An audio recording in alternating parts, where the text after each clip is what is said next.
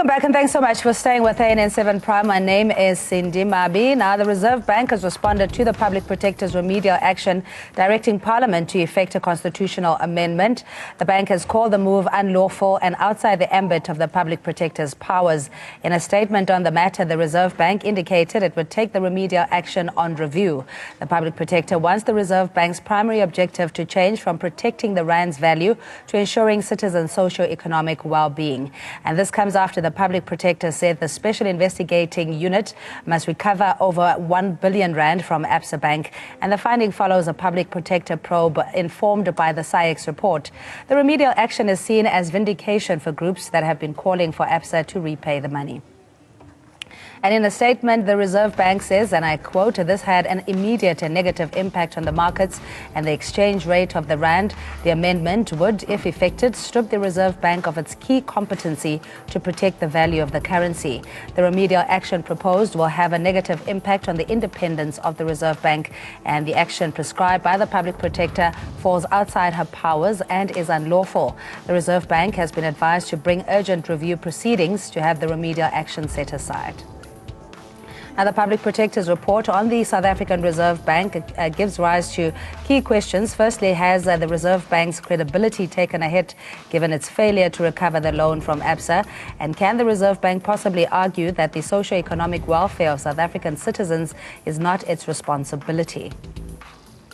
Now, in the wake of the Public Protector's Absa report, COSATU has called for nationalization of the Reserve Bank. We need a much more broader and comprehensive investigation because we believe that the South African capitalist state was already captured from the beginning. What is threatening for us is that this issue from the Public Protector was actually ignored by the people and the leaders who were supposed to intervene not just on behalf of the country but on behalf of the poor majority.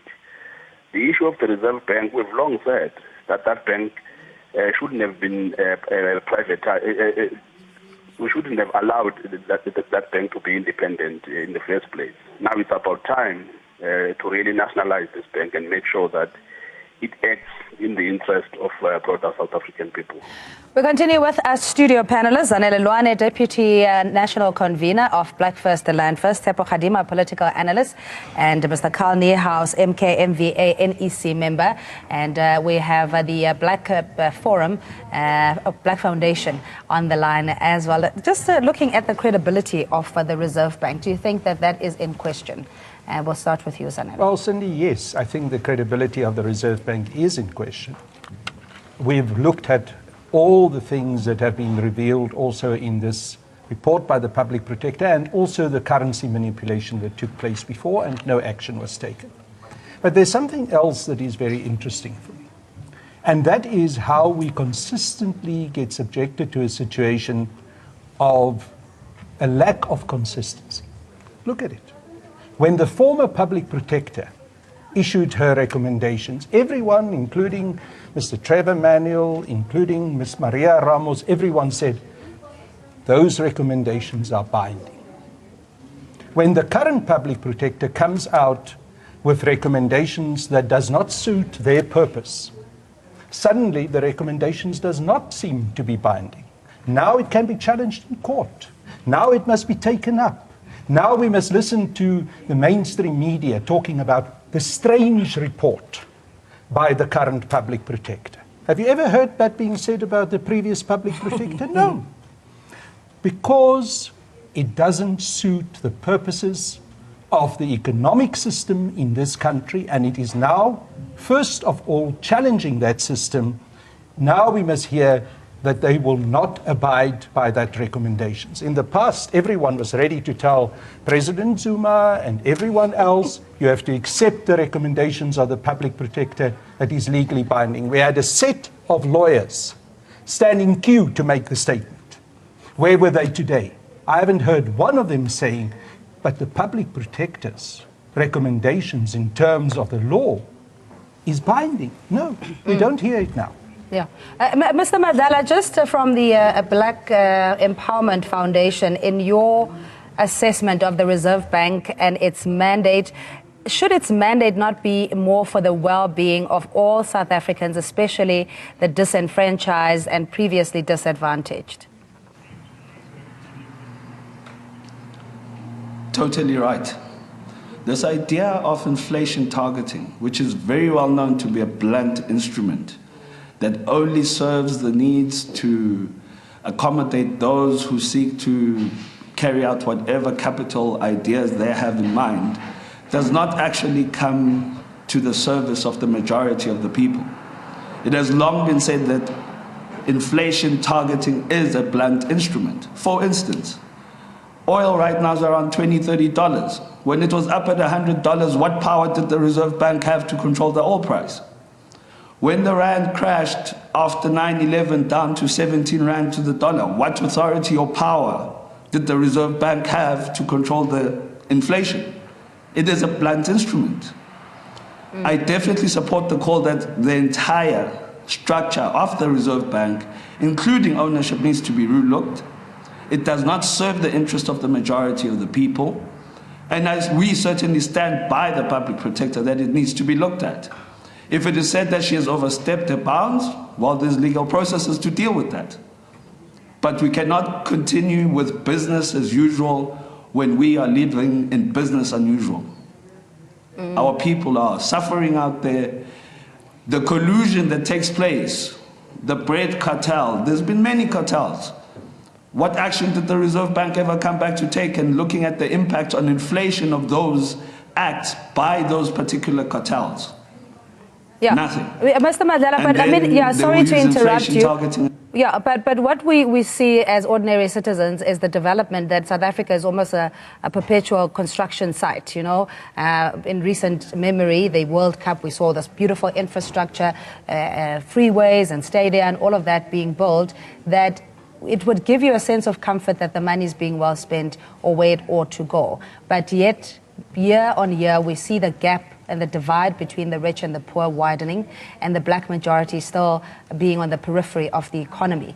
Can we put this on the financial institutions, the financial ministry, and also the Reserve Bank, squarely on their doorstep? Certainly. The macroeconomic architecture of this country is fundamentally flawed. And the problem we have is that we have outsourced the decisions as to what form of a macroeconomic policy we need to pursue to outsiders who don't even have a ghost of an idea what our country is about, let alone they don't care. They care about themselves. But that's unfortunately what we have done. Once Mrs. Winnie Mandela once said the following, that the ANC is in office and not in power. And she was vilified. Oh boy, how right she was. That here we have a governing party that is simply in office and not in power. When you see the multiplicity of diverse voices that they speak about, when you see how they contradict each other on issues where they're supposed to be at one, at Edom, and they are not, it clearly confirms that which she said, that here we've got now, with the ANC that is not in power but in office, we've seen the highest level of entryism. They have been infiltrated to the core. That when people speak now, you have to be asking, well, actually, is it you or who is actually speaking, or on whose behalf are you speaking? And today, by the way, I read the report that was commissioned by former Reserve Bank Governor Tito Mboweni, 154 pages, but 41 pages is effectively the report. And when you read it, there is nothing but hyperbole. It was simply a sham to justify why the theft and the gift that was given to Bangkok, which is ABSA today, should not be paid. And we have to be asking the fundamental questions about even the people that served on that. That, by the way, they made no reference whatsoever. Henny van Vieren wrote extensively. Bob Aldworth's book, The Infernal Tower, also speaks about that lifeboat that was unlawful. Advocate Heath also wrote about it and made a finding. The people that made a finding that this was not just unlawful, not just irregular, but it was downright theft of the fiscus, they have never been challenged. If anything, they've only been, those that were insiders have been branded Judas Iscariot because they have betrayed the broader bonders who, unfortunately to this day, are still running the show. So even the people that speak, they're not speaking on their own behalf, and that is a fact. We have to really let's tell the South Africans the truth. Ordinary people, that don't be that much hopeful. As Shakespeare said, that an unmet expectation is the source of all heartache. We are going to see South Africans feeling pain more than ever before. There are going to be no jobs for as long as we have the macroeconomic policy that we have. We are going to default on our sovereign debt, which is gigantum, at 2.3 trillion rand. And when we do default, then the value of the money is going to go completely right out. We will not be able to buy anything, let alone even import oil, which is our biggest import. So effectively, there is trouble that is coming ahead. Let's tell people the truth, and let those that are there right now that are not able to have the gumption to come up with solutions on how to get us out of this tumultuous times. They must accept that they are clueless and must make way for those that at least can find solutions so that we cannot end up the situation of other countries. Yeah, I mean, we got a lot of criticism, you know, depending on which fence you said. Some might think it's justifiable. The fact that President Zuma is the personification of the problems that we have in this country, and the looting that everybody's has been talking about. Cindy, President Zuma is not the personification. Yes. But I just want to come back to the point. I mean, that's a debate for another day. In terms of the concessions that were made in '94, and where the real problems of South Africa in having that egalitarian society, in including the majority black people into the main, where those stem from. Is the concessions from 1994? Why do I say that President Zuma is not the personification of the problem? Because the real issue is that white monopoly capital doesn't want to cede control of the economy. And I've said it before and I will repeat it again. It is a, by the way, result of what they want to achieve in avoiding the government from being able to implement radical economic transformation that they are attacking President Zuma. The challenge that we have at this particular juncture this year, where we are now just a short while away from the ANC's policy conference and then the National Elective Conference in December 2017, is that the real ANC, the ANC of the Freedom Charter, the ANC of the Freedom Charter that says the people will share in the wealth of the country, has to stand up. The challenge that we have as ANC members is to make sure that at our policy conference and also at the decisions that we take at the National Elective Conference, we will take decisions that will take economic power back into the hands of the people where it's not been for centuries. You're right to say that the power at the moment does not rest fully within the hands of the African National Congress. Not at all. Because we do not have economic power. The economic power still continues to be in the hands of white monopoly capitalists. The necessary steps have to be taken for a radical economic transformation to move that power into the hands of government and through government into the hands of the majority of South Africans. As long as we do not achieve that, we are not going to see true freedom in South Africa. And I repeat again, the ANC has a huge challenge for the two conferences of this year. And we have to make sure that the right decisions are taken. And it is, and I make a call to every branch member of the ANC that is listening tonight and watching on this television station. It is in the hands of the members of the branches of the ANC to make sure that the right delegates come to these conferences and that they come with a mandate for radical economic transformation. Yeah, there's also the matter of the courts, because now the Reserve Bank has taken the matter under review, where the court could say, look, she doesn't have the jurisdiction, or the office doesn't have the mandate, or even Parliament, you know, to call for a reform in what the Reserve Bank can or cannot do. Beyond just protecting the rand and dealing more with socio-economic issues.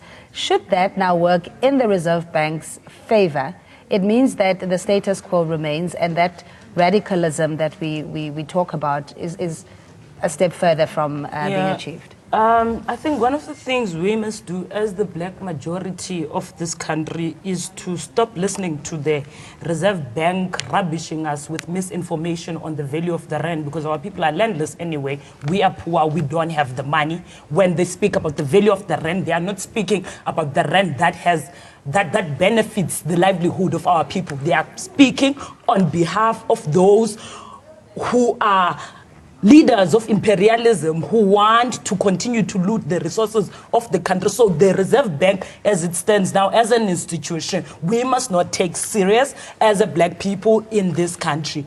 The public protector is correct to say the mandate of the Reserve Bank needs to change, and this institution, as a financial institution of this country, should be able to respond to the socio-economic needs of our people, because if that does not happen, then the Reserve Bank becomes an institution of white settler monopoly capital in this country. But then there's another problem, because we know that we have a constitution that still remains unjust and very biased against the black majority in this country. It's the same constitution that guarantees white people to continue to sit on stolen land property, and the black people remain marginalized and landless in this country. So when the Reserve Bank say this is unconstitutional, they are correct, because they know the constitution responds to their interest and does not respond to what do we need to do as the black majority in this country. That's why the public protector must brace herself. She is going to be attacked, because if you deal with the root of the problem of black people in this country, they are going to tell you about constitutionalism. They are going to tell you about your office, an office that was set up anyway to deploy people like the previous public protector to not respond to the needs of the public, but to respond to the needs of private people in this country. What Advocate Busim Kwebane is doing today is saying she is a public protector. It's self-explanatory. She needs to make recommendations that are going to benefit the black majority of this country. And it's very also very unsettling for me to listen to a white man who's going to tell me about ANC and the Freedom Charter, because it's the Freedom Charter again that gives white people rights to the land of black people in this country. The ANC, unfortunately, would have to take a decision.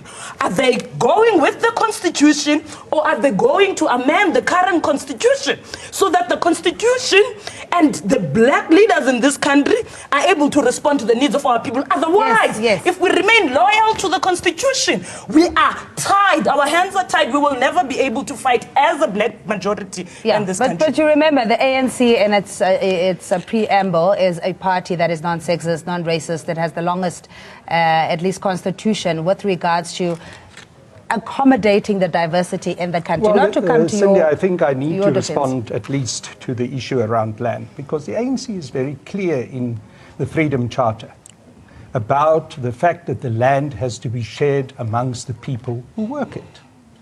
So I agree with the position that had been taken so clarionly clearly by President Zuma when he said the land has to be returned.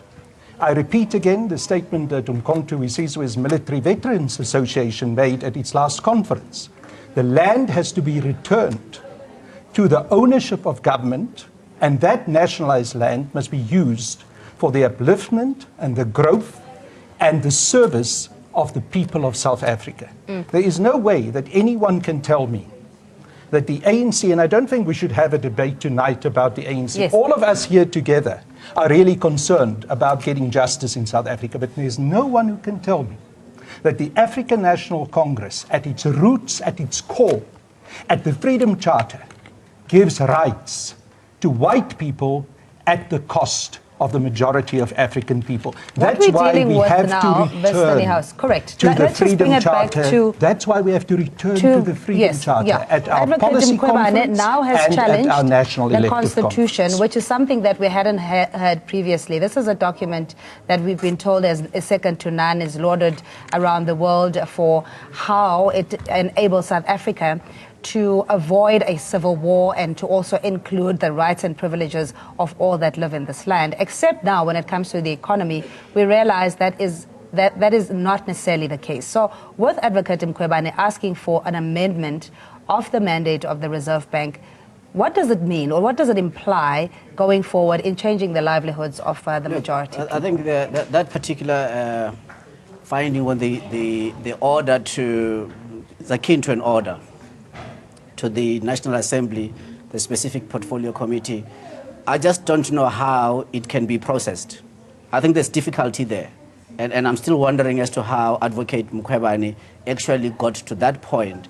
At the same breath, I'm also still puzzled and intrigued that she has chosen to go and oppose the review application by President Zuma on exactly the same basis. So it would appear that somehow she's in agreement with former Public Protector Advocate Thuli Madonsela on the fact that now the Public Protector is a super Chapter 9 institution, even above the Constitution, because it can even call for the Constitution to be amended, not as provided for in terms of Section 44 of the Constitution. So that for me is a big worry, that unfortunately it might end up tarnishing her right at the beginning to have made such a recommendation. And now we should not be surprised that the Democratic Alliance has, of course, celebrating that she has taken the bait. But the Reserve Bank, I'm also puzzled because they are effectively an affected party, and I don't know what is the course of action that they are going to be taking before court as an affected party, because after all, the Reserve Bank, though it is independent, it does not enjoy any powers to stop Parliament from amending the Constitution, and if it so means that Parliament should amend the Constitution with a specific provision on how the Reserve Bank is supposed to function, the Reserve Bank, this governor, he's got no locus standi. There is absolutely nothing that he can do, and there is case law already that proved that he just has to be at peace with the fact that Parliament, within its powers, can amend the Constitution and amend the specific provision on the functioning of the Reserve Bank. The question, therefore, is, how is it possible that we've got members of Parliament, knowing all that they know about the shenanigans at the Reserve Bank, knowing all they know about the theft at the Reserve Bank that has never been prosecuted, knowing all that they know, the fact that certain decisions were taken without recourse to either Parliament or the executive, such as this decision, by the which this current Reserve Bank governor has never sought to explain to the public about the externalization of the printing of our currency with inferior quality paper of banknote. None of those things have been decided. So how can this Parliament, therefore, not see value in amending the constitutional provision that specifically does? Why do they have to wait for this exasperation coming even through the Public Protector to say you must make an amendment, when it was incumbent upon them to have thought through that the amendment is timely and it has to happen? What is the quality of parliamentarians that we have? That is a question that I think South Africans have to be asking now. Say, but what is the quality of these parliamentarians? What is their understanding about the geopolitics, about the geoeconomics of the world, and the geostrategic issues that are facing this nation? What we end up seeing, we see members of Parliament that at the end of the day deal with very peripheral issues and not dealing with issues that are fundamental. For example, none of them have ever questioned why are we still seduced by the failed theory of a deficit financing, by the failed macroeconomic policy of what they call the Washington Consensus, which is neoliberalism. Both of them have failed. There is case studies to show that they have failed, and yet we have a Parliament that whenever they call the portfolio committee meetings or whenever they are meeting in session, never once deal with these issues that directly deal with our ability to create jobs, our ability to reduce poverty, and our ability to reduce inequality, and they deal with peripheral issues. That we should be worrying us. Therefore, if even with the African National Congress, it saddens, it should sadden most African National Congress members that the leaders who are against any radical economic transformation strategy or anything that has to deal with radical, those, it means that they have not gone through the eye of the needle. I ask, therefore, how can those members then expect to vote such leaders in come the next conference, when at the end of the day, it will be business as usual. And business as usual is high unemployment, poverty at unprecedented levels. And I'm saying, be worried. Worry for your grandchildren, by the way. They're not yet born, but worry for your grandchildren. Tsepo, let's give Zamo Madlala Black Empowerment Foundation an opportunity to respond. Tsepo essentially saying that to hold off on the celebration or any hope of seeing a change in the status quo in South Africa. Your view in going forward with the steps that the Public Protector has made. Of course, this depends on the court review and also Parliament's action. Yes, we certainly are of the opinion that perhaps the Public Protector has thrown the cat amongst the pigeons. And let's see what will come out of this. As the Black Empowerment Foundation, what we stand for is to say government must implement their existing policies. Radical economic transformation must happen, and it must happen now. These policies have been there, they have been discussed. We now need people that are going to implement. Minister Zwane is one of those individuals who was last week lambasted for merely increasing a target from 26% to 30%. What a joke. But nonetheless, on the issue of the Public Protector, whether she's overstepped her bounds, we believe that these matters would end up being debated in Parliament in any case, and it would lead with the public having say in the matter in the long run anyway. So we believe that this matter will settle itself one way or the other. But it is now out there. The facts are there. The money was received by ABSA. Allow the due processes to take effect. We believe ABSA should pay back the money. There is more that needs to be investigated. The role of the Reserve Bank itself needs to be looked at, its independence, and all of that needs to be looked at, and we must see how it serves our country and its people. All right, Mr. At this time, Madlala, we don't believe it does. All right, we're going to have to leave it there. And to our panelists, thanks as always for your insight and your time. Zanele Lwane, Deputy National Convener of Black First, the Land First Movement. Tsepo Khadima, political analyst. Carl Niehaus, MKMVA NEC member and former spokesperson of former President Nelson Mandela. And you at home, our most valued panelists. We really appreciate you watching, and thanks for contributing on social media. We take a quick ad break. We'll see you shortly.